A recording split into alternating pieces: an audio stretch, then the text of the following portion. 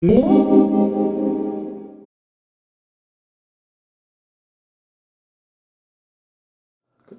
I'm Sanjay Majumdar. I'm a plastic surgery consultant from Yorkshire in the United Kingdom.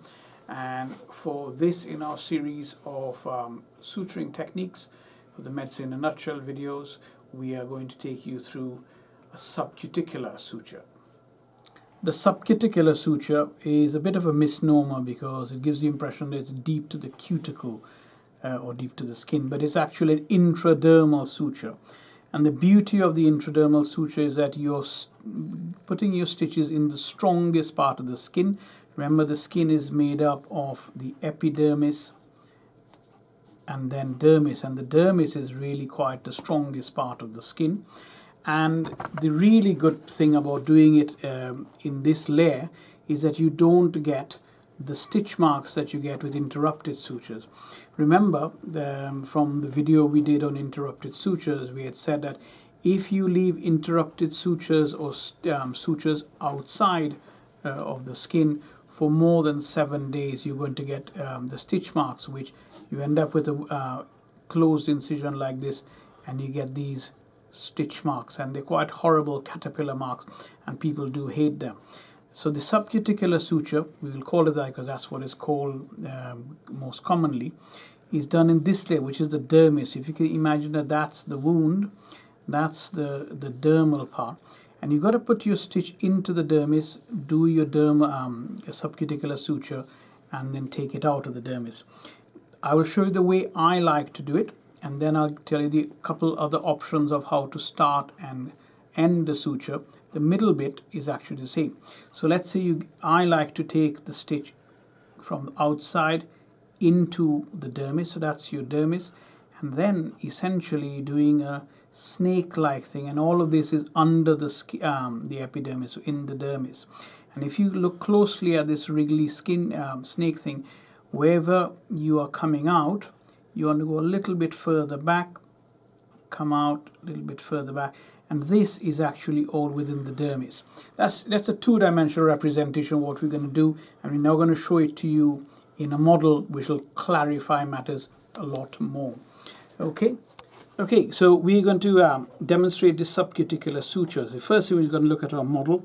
That's the epidermis, the pink stuff, and if you look here, that white stuff, there's dermis, nice and firm, and deep to it, the fluffy white stuff is the fat.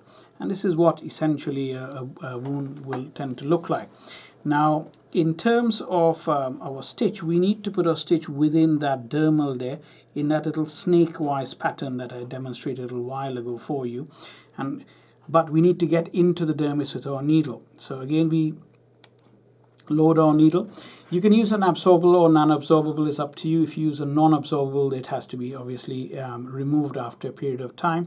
For the sake of demonstration, I will use this non-absorbable. Proline, I tend to use an absorbable. Now, when you're starting off, you can either start off with a inverted deep dermal stitch so that the knot is lying under or deep to the dermis, and then do your subcuticular or intradermal suture, and then put another knot on the other side. So there are knots there, and you don't need to do anything with that. That obviously needs to be an absorbable stitch.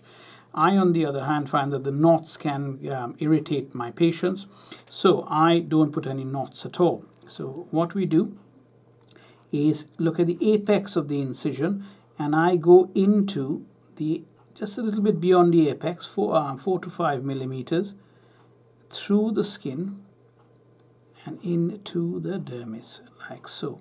So into the dermis right through the apex, push that through.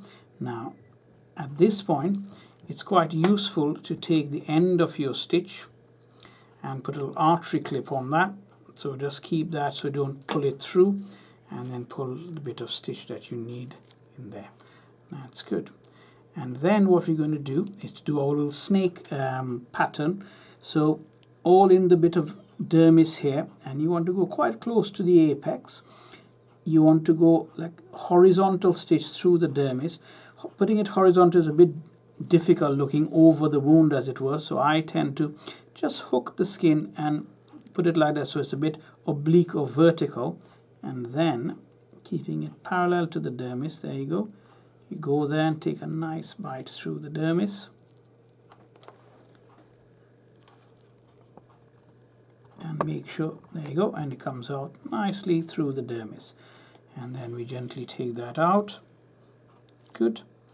And then you reload the needle, and reload the needle now so that the needle is backhanded. So essentially you're holding it like so. Now see where the stitches come out? You look at the exact opposite on the other side and go a little bit before that is where you're going to put your needle in. So instead of putting your needle exactly where this stitch came out on the other side, you go a little bit before, and then you go into the dermis. Again, you hook it to get a little bit of obliquity to it, makes life a bit easier. And you want to keep it in the same plane and come out in the dermis. There you go. It's coming out there. Just push that through. Now you want to make sure that doesn't snag that suture, and ta-da. Okay, so what is this doing to our incision? So if you pull that now, you can see that is closing that nicely. Okay, so you're going to put a couple more and see how we get about doing that. So this time we load our needle the correct or the conventional way, not backhanded. And again, if you see your stitches come out there, so that's where you mark it on the other side, and you go a little bit before. So instead of there, you go a little bit before and take a nice bit of dermis horizontally. There you go. Let's take that chunky bit. Hello. Push that through. Ta-da. And then let's put one more. And remember, we're holding this back-handed. So the needle's pointing that way. And just tilt that a little bit. That's where it's coming through. So you go a little bit before. And get a nice little bit of dermis, a nice chunky bit so it doesn't pull through. There you go. And then you can just push the needle through a bit. Excellent. Take that stitch away so it doesn't snag. Grab the needle not at the tip. There you go. And if we now pull that through, let's see what that looks like. Okay, so that's closing up nicely. We've now reached a stage where our wound is essentially closed. We've now reached the apex here. So instead of putting a knot there, what I do is then I get into the apex through the dermis and then take this out through the epidermis. There you go. And pull that all the way through. And then we pull that so that the edges line up.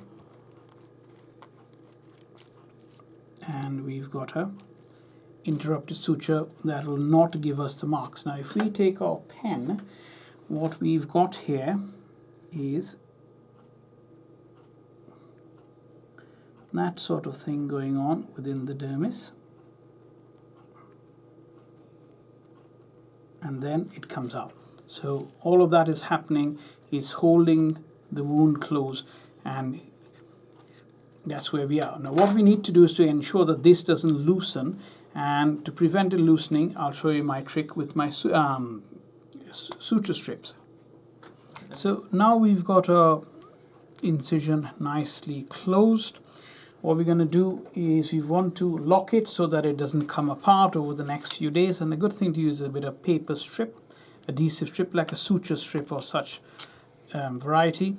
And you take one bit of suture strip and you put it on the wound. Take a non-tooth forceps. And you got to put it just beyond where it entered the skin. And put it to the other side again, just beyond where it entered the skin, and you can cut the extra bit off and you tape that down. And that bit that you cut off, you can just loop this bit of stitch back and you locked it, and now this won't come apart. There you go.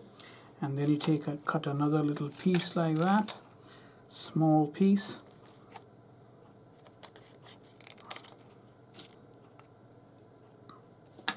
Take it with your non-tooth forceps.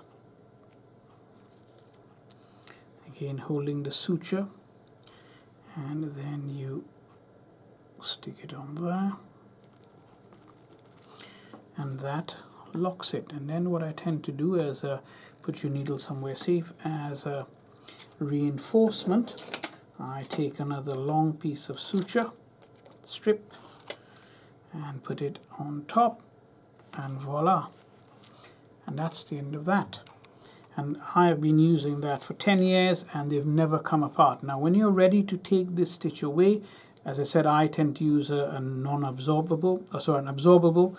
So I want, after a couple of weeks, to just take the little whiskers that I have left aside away and leave the intradermal stitch there. So all you do is you hold the suture strip and you lift it off, and that then gives you, demonstrates for you where this stitch is. Take that suture strip off as well, and you get to the point where you're seeing the stitch, and you can just cut it flush, and then you lift the rest of that up, rest of the suture strip, and then you can cut that flush again with the skin, and it leaves my absorbable suture there to support the wound, and it stays there for a while. It does not cause the patient any pain. You've got no knots to irritate the patient, and you've got a good subcuticular stitch which has done its job.